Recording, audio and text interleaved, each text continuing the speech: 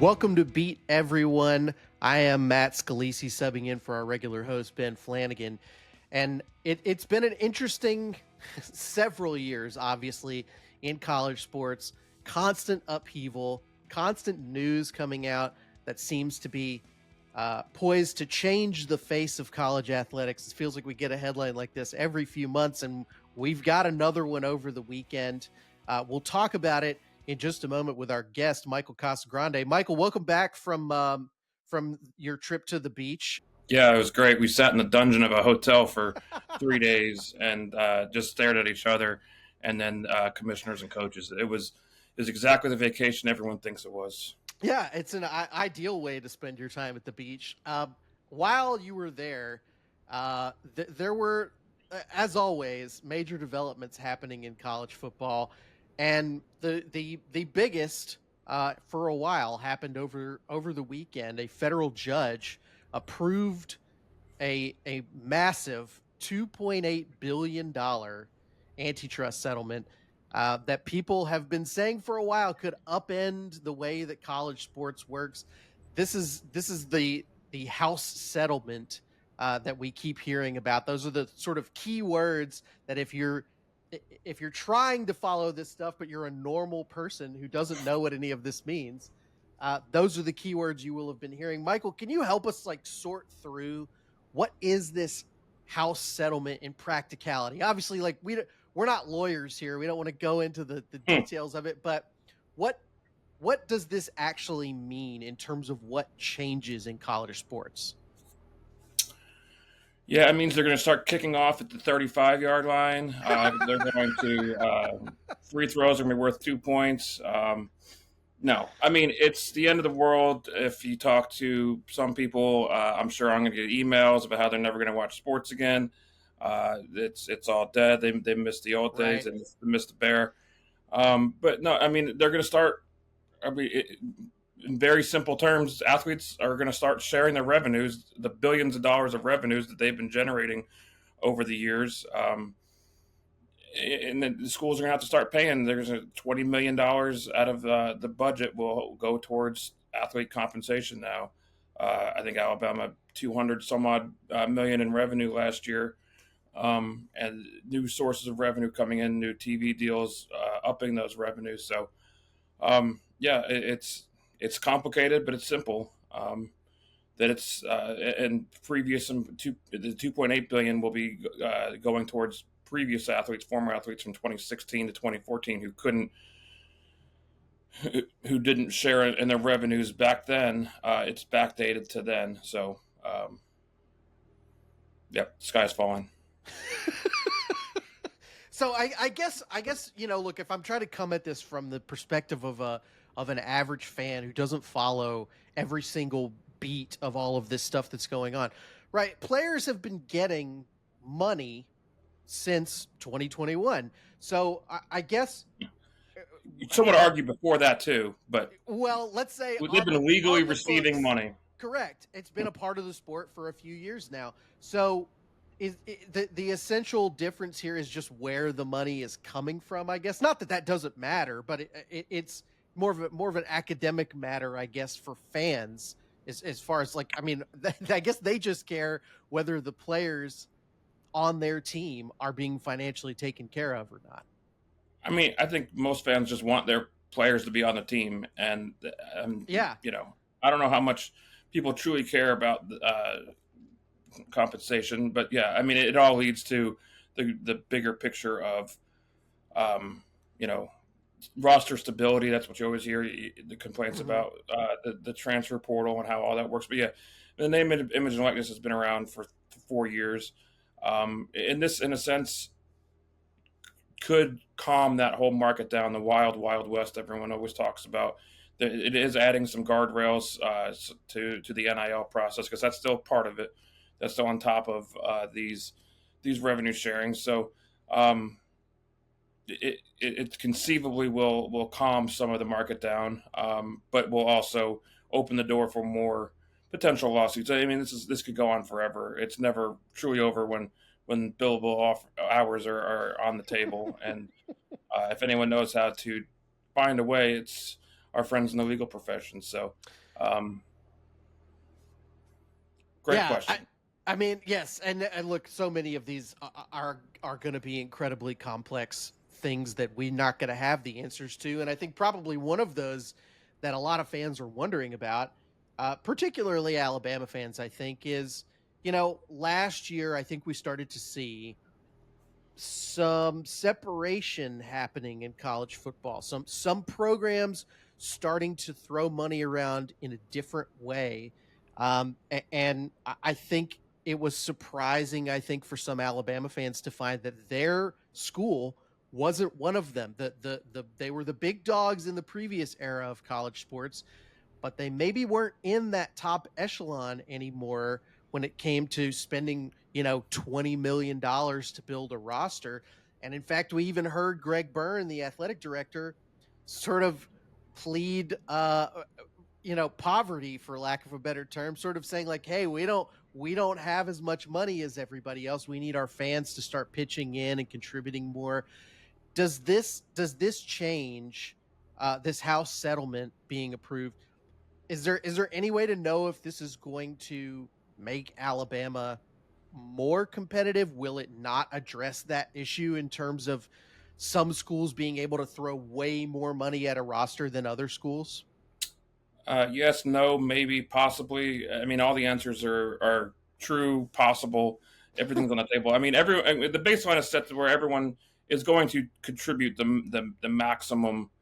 There's a maximum number that they can share in revenue, and everybody who Alabama will be competing with will be sharing that at least base level. Hmm. Um, then there's the NIL on top of that. In the past, you could have $1 or $2 billion people throwing as much money as they want. If you had $1 billion guy, he could bankroll things almost on his own, depending on how much he wanted to give. Now, every deal under this new rule, subject to legal challenges, no doubt, any deal over $600 will be subject to a clearinghouse from Deloitte that will determine whether or not this was a legitimate NIL deal or not. Um, I would venture to say a lot of these NIL deals were just purely, there weren't even no-show jobs. They were just Pay like for pay for play, pay for essentially. play. Yeah. And so conceivably there'd be more checks and balances on that, because I think from some of the reporting I've seen that a large majority of the deals from the past would not have passed muster. Um, they weren't. There was nobody checking on that in the past, in the last few years, and so these things wouldn't even have come to a Deloitte if it existed. So conceivably, the true NIL of the things, true business relationships, would be what would be left in the wake of this. So we'll see. Where there is a rule, there's a crack, there's a side door. The people who are stay powerful or get powerful stay powerful for a reason. They know a way around any rules. So we'll see. I mean, it's the rule, the law of unintended consequences. NIL, so many unintended consequences. The collectives weren't even. I mean, maybe they were talked about before. I don't remember hearing anything about that. And this whole new ecosystem created itself in the unregulated NIL world. So who knows? It really. But I would not expect to see a Sun Belt team suddenly challenging for the national championship. I think the people who are the rich are going to stay the rich. The king will stay the king. Um, in, in in the larger picture of things, I have a hard time imagining that the hierarchy will shift too much. Yeah, and I mean, I think so. I could be wildly misinterpreting this and misunderstanding it, Michael. So correct me if I'm wrong. I mean, what it sounds like is Alabama's sort of best hope here would be that this idea, this NIL clearinghouse, that is supposed to heavily scrutinize all these deals. It would be in Alabama's best interest, probably, for that to survive and become very robust and powerful and really flex its regulatory power, right? Because that Sure. seemingly would prevent someone from opening up a big financial advantage because of their donor base. I mean, Texas, Michigan, Ohio State, some of these places have the capability of bankrolling a $50 million roster, 40, 50 million. I don't know if Alabama does, to be honest. I don't know if Auburn does. The same high level billionaire class doesn't necessarily, they're more from the Michigans and the Ohio States, the Texases, the oil money, the stupid money that none of us can really even conceive of. They're not necessarily in this state or supporting these teams. So I'm sure Tim Cook, if he wanted to, Apple CEO, could make a big dent at Auburn, at least under the old rules. Maybe he could under the new rules, but it's in the best interest for that top end, that high end number to be closer to the 20 million cap on the revenue sharing. It's really confusing. No, it is confusing. I mean, look, I think we're just trying our best to like get our heads around it. And look, I don't think Alabama necessarily knows what this is going to be like either. I don't think anybody understands. I mean, whenever these giant seismic changes happen in this sport, you will constantly hear people telling you this is going to make it more competitive, right? Like this is going to give the little guys more of a chance, and or they'll say this is going to make it easier for the rich to get richer. And the truth is that nobody knows, because this is such a complicated organism, the NCAA. Nobody really knows how this is going to affect things. I mean, I think a great example of that is the wildness with which things swung when NIL became a reality. You could feel the coaches and the administrators' frustration talking about it early on because of how much power suddenly the players individually had, and of course the people who were maybe influential on those players as well. I don't think that was something anybody foresaw in terms of how radically it changed the way that the sport worked. And I mean, you could argue that it contributed to Nick Saban deciding to retire. So it's just, you're right. These things are so unbelievably complicated, and it's hard to say definitively this is what it's going to do. Correct. Yep. More people are making money.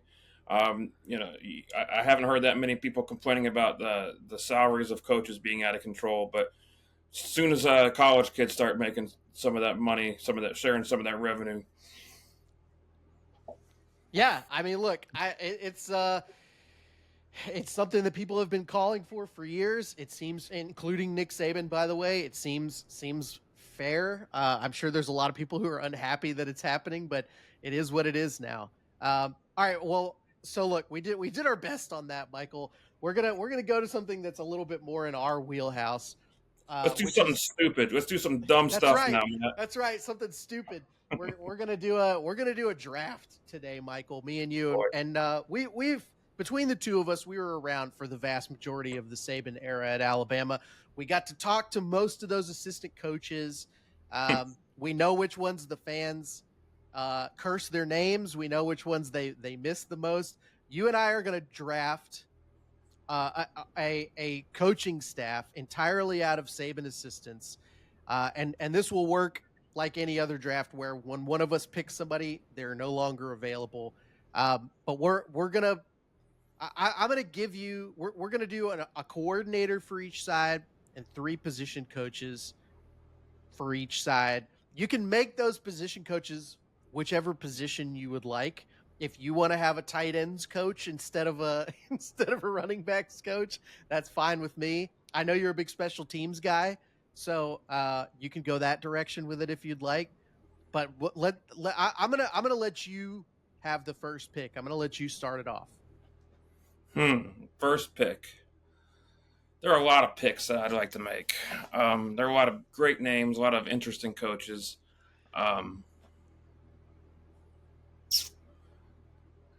Not going to go with Pete Golding. That would be too easy. I'm glad you're taking this deeply seriously, Michael. I'm going to go with Pete Golding. That would be too easy. I'm going to go with Pete Golding. That would be too easy. Kirby Smart. Kirby Smart as your DC, I assume. As my DC. Yeah, a great pick. I mean, it's arguably Saban's best assistant overall, right? Wouldn't we? I think that's probably hard to argue otherwise, right? Yeah, we could check the Mel Kiper hot list of the top overall picks, but I would have to. I mean, he's the most. I mean, I guess that's the criteria is question. What is it? The best coach who was at Alabama, or the best coach, the best career, career stock? But I mean, you could argue Kirby Smart for both of them. I think so, for sure. All right, it's a great pick. I'm gonna go the other side for my first pick, Michael, and I'm gonna take Steve Sarkisian for my offensive coordinator. Not there terribly long at Alabama, but was basically unbeatable when he was in charge of the offense. I think that one season is one of the most dominant seasons for any coordinator that I've ever seen in college football. 2020 for Steve Sarkisian. Okay, that's fair. I'm going to go to the defensive side of the ball. I'm going to pick Sal Sinceri as my linebackers coach because we need a good Italian, a good personality. He's a glue guy. That locker room, I mean, him and Kirby will be shouting at each other in that locker room. They're going to feel it. So Sal Sinceri, product of Pittsburgh, a good Italian man. Sal Sinceri. Yeah, and we've actually talked about his son Vinny a good bit on the show in recent weeks as we've been doing our greatest games countdown. I believe we named Vinny the MVP of the 2014 Texas A&M Bama game. 2013, the pick. 2013. You're right. Yes. The revenge game on Johnny Manziel. Yeah. All right. I'm going to go ahead and pick my DC here, and I'm going to go with Kevin Steele, a guy who I think, look, he bounced around a lot over the last kind of decade of his career, as I would say he was nearing retirement, but the guy, honestly, I think, including at Alabama, I think he produced results everywhere that he went. He went to Auburn. He turned things around for them defensively. And I think when he came back to Alabama for Saban's last season, I actually felt like that defense got better after a few years of I think being a real hair pulling experience for Bama fans. I felt like it was kind of heading back in the right direction. Just a super. I guess I would say I would love to have Kevin Steele more like a younger Kevin Steele, height of his powers. But I hope he enjoys his retirement now. But I mean, look, I think a super underrated guy in the Saban coaching tree. Interesting pick. I guess I should do something on the offensive side of the ball. Give me Lane Kiffin as an offensive coordinator. Yeah.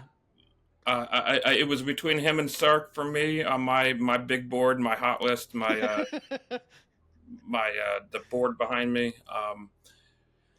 I mean, he had three different quarterbacks of varying skill and experience, and got to a playoff in all three years. Won a national championship with Jake Coker at quarterback.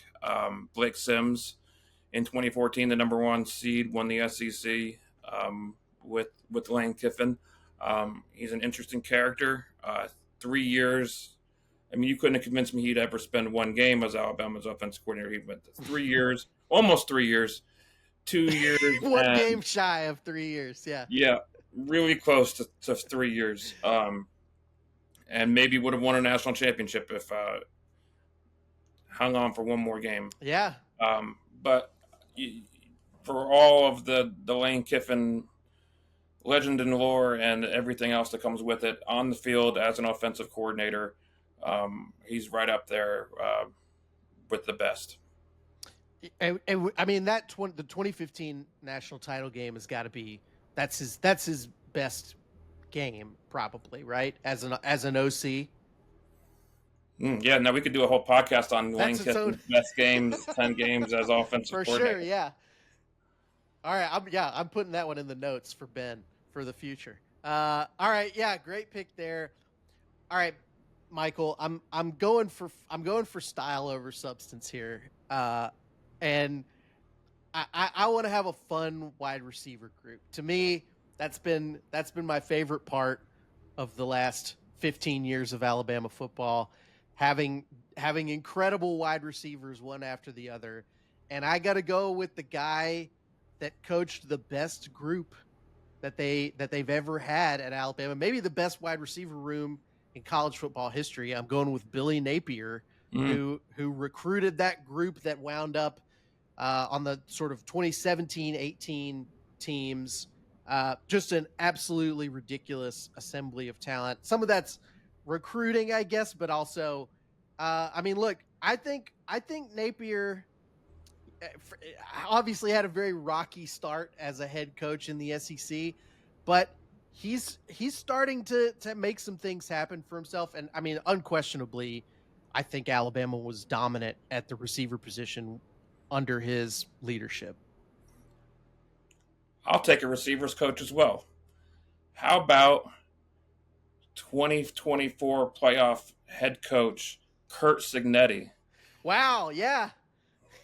Coach Julio Jones, yes, one of the most freakish receivers to ever play the game, college football. One of a high school recruit who was probably ready for the NFL on day one. But Curt Cignetti is what made Julio Jones a great.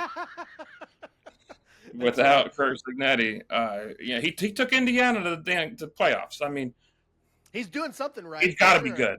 That's right. He's a program builder, but no. Like, look, I do think he deserves some credit for being a part of.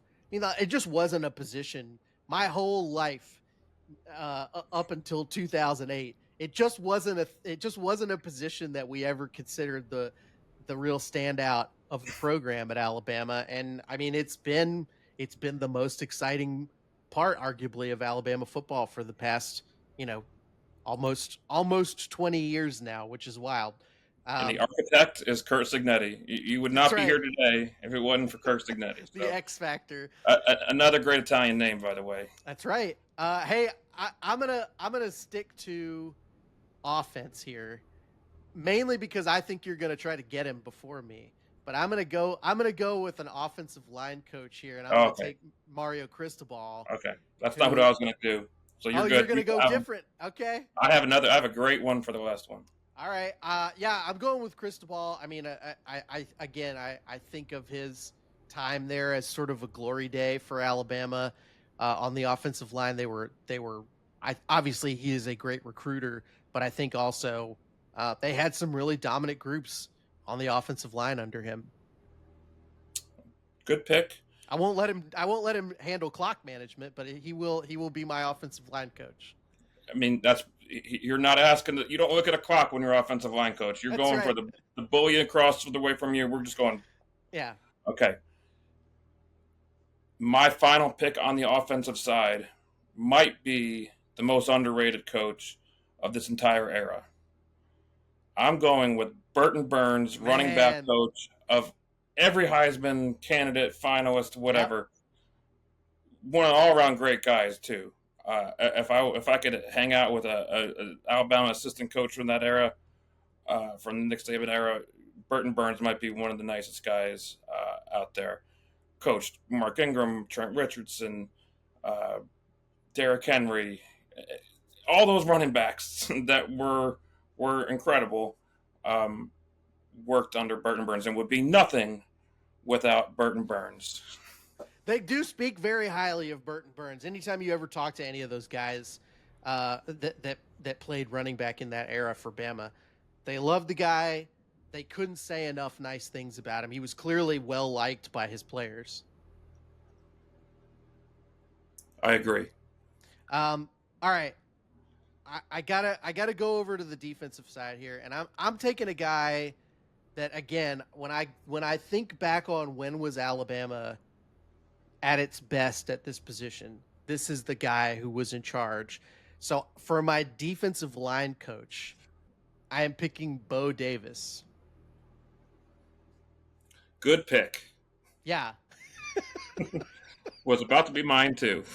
No, I mean, look, it was if you want to go really dig around on Google, it was a complicated situation. I don't know how much reporting there's ever been done on that, but I think if everybody could have had their way, Bo Davis would have spent even more time at Alabama than he did. And Nick Saban obviously thought extremely highly of him as both a defensive line coach and a recruiter.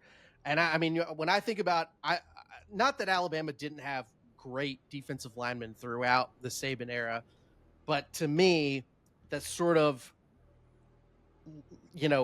late 2000s, early 2010s. They were totally loaded on that side. They sent a lot of those guys to the NFL. I think it's a big part of why they won the 2009 national championship. And they pummeled Texas, quite literally, along the line of scrimmage. And I mean, Bo Davis was great defensive line guy. Good pick. I can't argue with that. The rest of your draft has been pretty bad, but that was a good pick. For my next defensive coach, I am going to go with Scott Cochran, the strength and conditioning coach. So where are you going to put him? He's going to be on the defensive side of the ball because he did some. He's going to be on the defensive side of the ball. I think that makes sense. I honestly, I do think that's a good place to put him. I needed somewhere to put him. He's got defensive position coach energy. Yes, I mean Scott Cochran was the energy, the fire behind this football program for a while. He spent more time with players than any other coach because in those days coaches couldn't spend as much time instructing players in the offseason. It was Scott Cochran was. And I've talked to several players who talked about how important Scott Cochran was behind the scenes, and you saw him on the sideline. He was hollering, putting four fingers, and he was doing all the stuff. But he did a whole lot more behind the scenes that people realized with keeping players around, keeping the glue together. Scott Cochran. Yeah, great. And look, I like that you went unconventional here. You went off the books a little bit. Would I? I mean, come on. Who are we talking to? I'm going to. This was the toughest spot for me to pick somebody, which is linebackers coach. I'm going to take a name that I think a lot of people have sort of forgotten, but that Saban thought very highly of, and that's Tosh Lupy for my linebackers coach. Again, a great recruiter, but he's gone on to, I think, have a lot of success as an assistant coach, well beyond his time at Alabama, and he's continuing to thrive in that area. I think a lot of people thought that he, would sort of get a shot as having, maybe a higher position at Alabama, maybe be in the running as a defensive coordinator, but never happened. But definitely a guy that coached a lot of NFL talent at linebacker. That is fair. I'm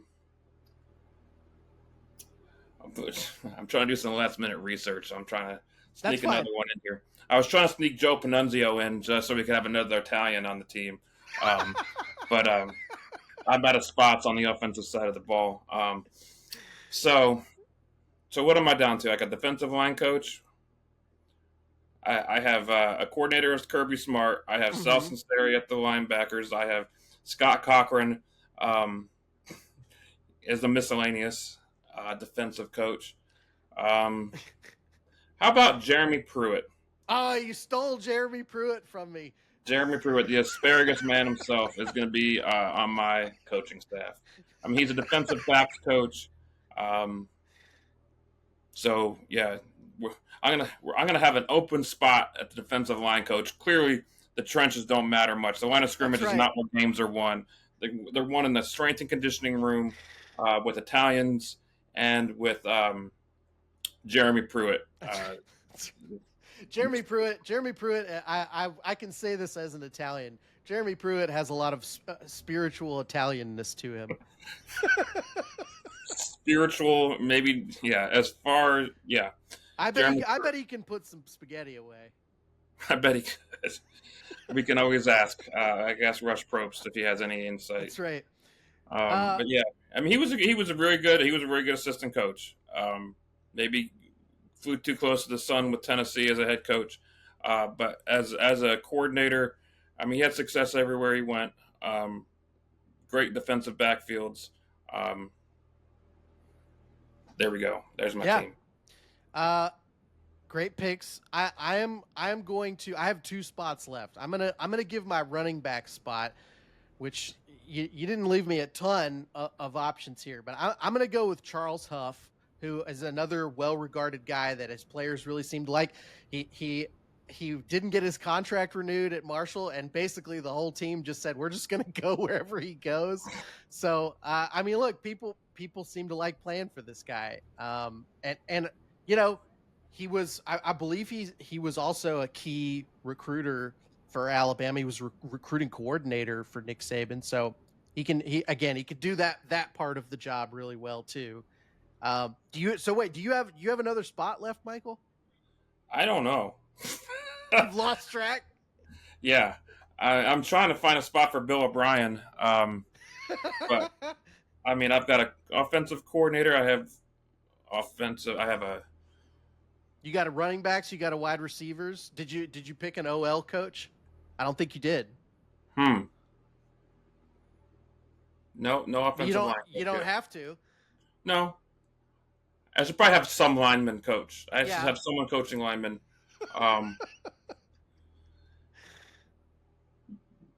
You could go Jeff Stoutland from I mean, arguably, I mean, I may have just backed into probably one of the best picks because at that point he was that was a bully ball team. They were running the ball, they were beating people up, they were pushing the lines of scrimmage, and he's gone on to have a great career in the NFL.